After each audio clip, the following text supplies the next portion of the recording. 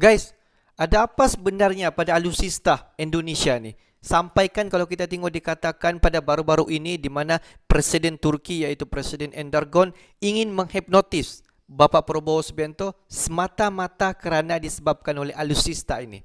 Alutsista apa guys? Jom sama-sama kita semak video ni. Hello guys, bismillahirrahmanirrahim. Assalamualaikum warahmatullahi wabarakatuh. Allahumma salli ala sayyidina Muhammad wa ala sayyidina Muhammad.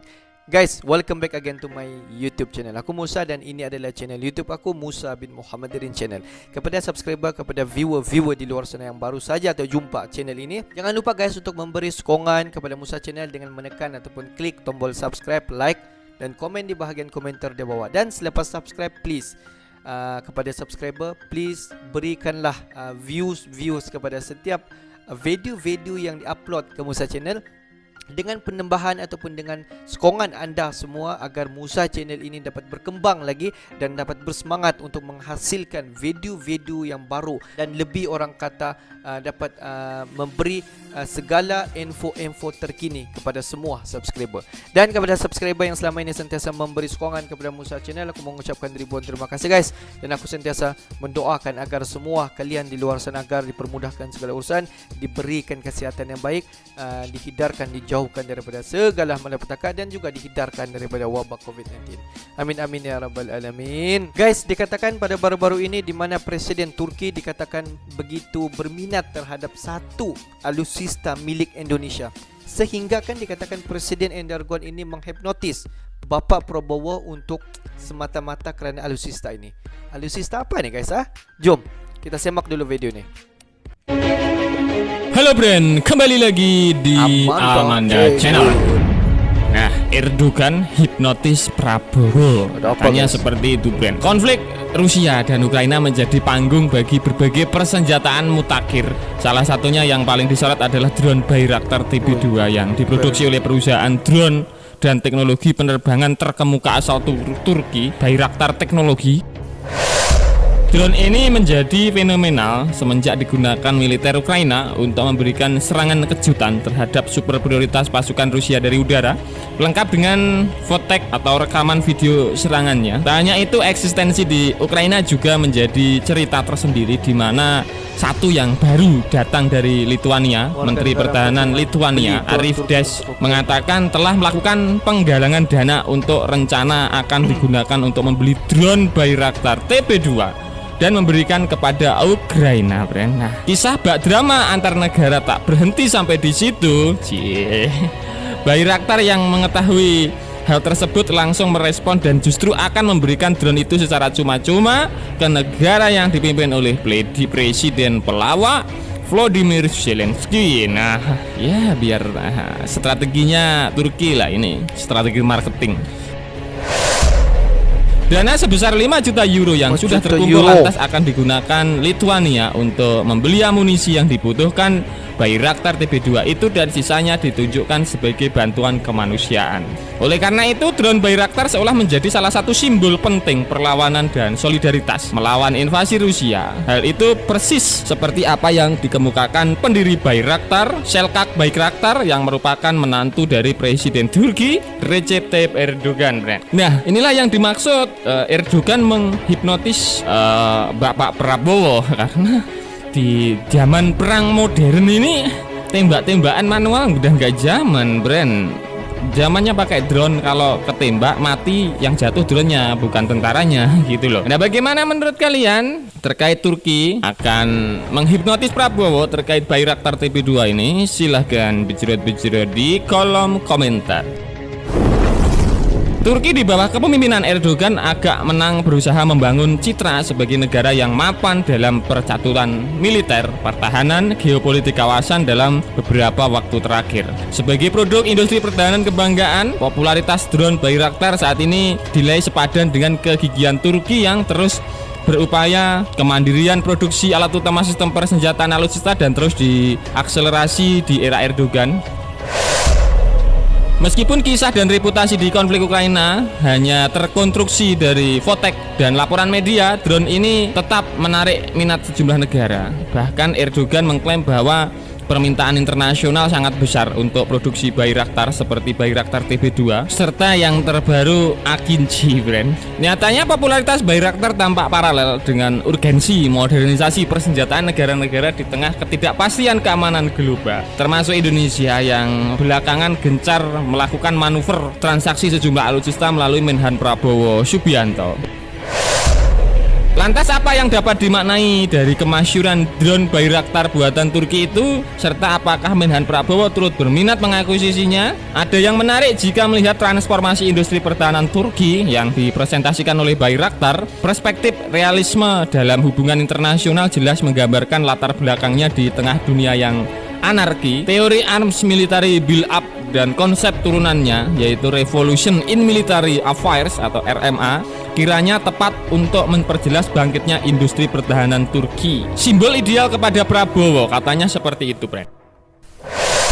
Penggunaan drone militer yang mencakup tugas-tugas pengumpulan dan pengawasan intelijen hingga manajemen perbatasan serta utilitas fleksibel mereka dalam kontraterorisme dan operasi tempur memicu peningkatan permintaan benda terbang satu ini, karena ya ideal terus presisi gitu loh, Bren. Potensi perpaduan antara kemajuan manajemen data dan kecerdasan buatan ke dalam teknologi drone militer membuat tren permintaan itu semakin kuat. Bagi Indonesia, pemerintah Joko Widodo telah diterjemahkan oleh Menhan Prabowo dalam pembentukan satuan drone militer, yakni Skuadron Udara 51 di Pontianak dan Skuadron Udara 52 di Natuna, dalam hal ini TNI Angkatan Udara. Kepala Staf Angkatan Udara Marskal Fajar Prasetyo mengatakan bahwa skuadron itu diperkuat oleh drone CH atau Changhong 4 Rainbow asal Tiongkok. Sayangnya negara plus 62 baru memiliki 6 unit CH4 Rainbow. Meskipun ada drone elang hitam buatan dalam negeri, kemampuannya masih dalam tahap pengembangan. Jadi ya yang terhitung dalam kekuatan ya masih 6 ini buatan Cino ini, brand. Memang berdasarkan sumber intelijen terbuka yang dihimpun Pinter Politik, di sudut lain Polri telah memiliki drone tempur Blowfish A3 Tiongkok yang tengah turun laga di Papua. Namun tetap saja sektor militer harus menjadi perhatian Prabowo. Dan drone militer Turki sekaligus bisa menjadi simbol politik Prabowo untuk menghindari potensi friksi atas pengadaan pesawat nirawak dari negara adidaya dengan instrumen sanksi embargonya. Jadi disebutkan oleh pengamat langkah yang paling tepat ya beli dari Turki ini. Misalnya terjadi ketika Filipina di bawah ex-presiden Rodrigo Duterte memutuskan untuk tidak lagi ketergantungan Barat saat membeli helikopter Mi-17 Rusia dibandingkan Sikorsky S-70 Black Hawk dari Amerika Serikat. Sementara itu negara di luar Asia Tenggara nyatanya juga mengalami persoalan serupa saat Uni Emirat Arab tak mendapatkan restu Amerika Serikat untuk membeli drone Paman Sam pada tahun 2020 lalu. Bisa kalian bayangkan sekelas Uni Emirat Arab saja nggak bisa loh beli alutsista dari Amerika. Jadi ya Turki ini pilihannya. UEA sebetulnya telah menjadi pelanggan setia drone Tiongkok dan Amerika Serikat khawatir teknologi disalahgunakan serta justru jatuh ke tangan Xi Jinping. Political simbolis dalam deal jet tempur Rafale asal Prancis tentu bisa menjadi benchmark Prabowo dalam pengadaan drone Bayraktar asal Turki sebagai alternatif logis, meski saat bersamaan juga pengadaan kesepakatan atas pengadaan pesawat tempur F-15X asal Amerika Serikat. Rafale dinilai sebagai representasi atau perimbangan kecondongan Prabowo dan Indonesia. Jadi agar tidak terlihat condong-condong banget ke Amerika ya sebagian beli Rafale. Sama halnya beli drone ini biar tidak terlalu kecondong-condongan ke Amerika, alternatifnya ke Turki. Nah inilah yang dimaksud dengan hipnotisnya Erdogan ke Bapak Prabowo. Tinggal pernyataan apakah prioritas itu masuk dalam rencana Menhan Prabowo serta selaras dengan anggaran yang ada. Menarik untuk dinantikan kelanjutannya, karena seperti kalian ketahui KBRI di Turki itu juga sudah melobi terkait Indonesia bisa mengakuisisi drone Bayraktar TB2. Gak kebayang ya brand jika dikolaborasikan dengan pesawat dikolaborasikan dengan kapal Indo helikopter gitu, pasti negara kawasan ya cukup gemetar lah kalau bisa terakuisisi ini. Nah Brin, itu tadi pembahasan admin seputar usut punya usut Erdogan menghipnotis Menhan Prabowo. Seperti itu tadi pembahasannya. Nah bagaimana menurut kalian terkait berita ini? Apakah kalian cukup bahagia Atau menurut pandangan kalian bagaimana? Silahkan bijerot-bijerot di kolom komentar.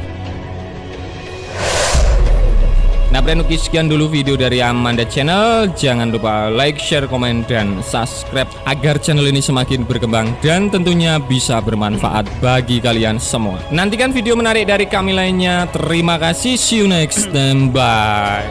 Wow guys, aku rupa-rupanya yang kena hipnotis guys. Aku ingatkan bahwa Turki ini akan membeli alutsista daripada Indonesia. Rupa-rupanya kalau kita tengok apakah yang dimaksudkan di dalam video ini, di mana Erdogan telah menghipnotis Prabowo, di mana seperti apa yang berlaku sekarang ini, apa yang berlaku di antara Rusia dan Ukraina, dan peperangan ini sebenarnya di mana pihak Rusia ini menggunakan banyak sekali alutsista drone, dan biar drone yang jatuh ditembak, jangan personel ketenteraan dalam sesebuah negara itu jatuh ditembak.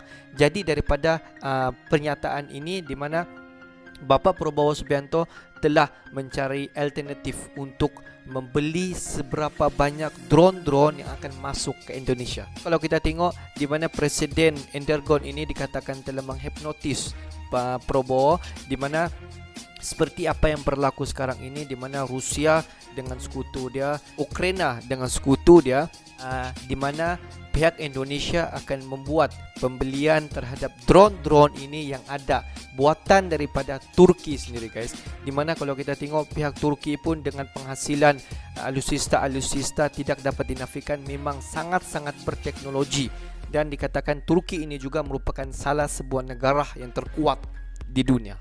Jadi persoalan di sini, adakah Kementerian Pertahanan di Indonesia itu Bapak Prabowo akan membuat akuisisi terhadap drone buatan daripada Turki, di mana kalau kita tengok drone ini memang sangat-sangat powerful guys, memang sangat-sangat diperlukan di dalam sebuah peperangan. Dan seberapa banyak drone-drone ini dihasilkan dapat digunakan secara meluas apabila berlaku tu situasi peperangan yang berlaku.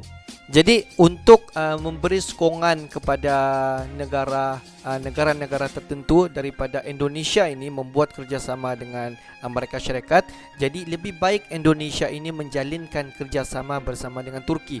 Itulah yang dikatakan Presiden Turki, yaitu Presiden Erdogan menghipnotis Bapak Prabowo agar membuat akuisisi terhadap drone buatan daripada Turki sendiri guys. Jadi guys, persoalan dia, adakah Indonesia ataupun Kementerian Pertahanan di Indonesia akan membuat akuisisi drone yang terhebat berada di Turki? Oke guys, untuk hari ini sampai di sini saja sedikit information daripada Musa Channel, dan kepada subscriber yang belum lagi klik button subscribe, please guys to klik button subscribe, like dan komen di bahagian komentar di bawah. Akhir kata daripada Musa Channel, thanks for watching my video. Assalamualaikum warahmatullahi wabarakatuh. See you the next video.